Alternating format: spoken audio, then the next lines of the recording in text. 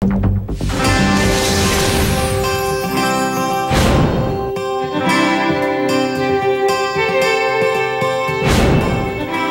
pa man lumalabas ng entablado si Regine Velasquez Alcacid, ay excited na si Dessa sa kanilang duet sa benefit concert ito na pinangunahan ng mismong Asia Songbird.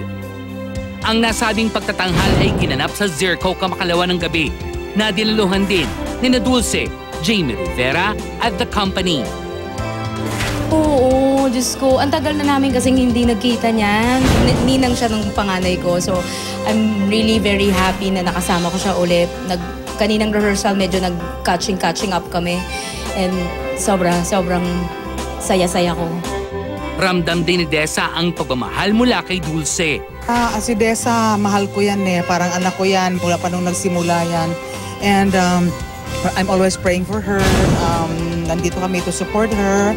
But I am believing na maging okay siya. Kasi malakas ang loob ng bata niya. At saka kayang-kaya niya yon. At saka gusto ko siyang bumalik na talaga dito sa Pilipinas kasi napakagaling niya. Walang katulad yan. Yung bulilit na yan. Ang galing-galing yan eh. Ngunit kinailangang bumalik muna uli ni Dessa sa Amerika ngayong araw. Babalik na ako sa Sabado. So hanggang isang araw na lang ako. Rarakit pa ako bukas, meron pa ako show, tapos lipad na ako kinabukasan. Namimiss ko na rin yung mga anak ko. It's been 3 months na rin na nandito ako. So, sila lang ang inspirasyon ko. Definitely babalik ako. Marami lang akong dapat ayusin doon. Balak din kasi ni Dessa na muling ipasuri sa US ang kanyang problema sa uterus at left ovary. Bukod ito sa anyay naman ng anemia mula sa ama na nangangailangan ng blood type A+ transfusion.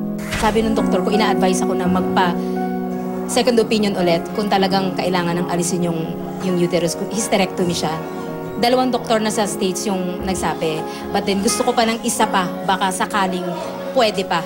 Mukhang maayos yung red blood cells ko. Kasi yun lang naman ang abnormal sa akin. No, ibig ko sabihin, kasi yung sakit ko, forever treatment na to. Kumbaga, minana ko na to sa tatay ko. So, but then, kailangan na lang i-maintain. Merong maintenance, ganyan.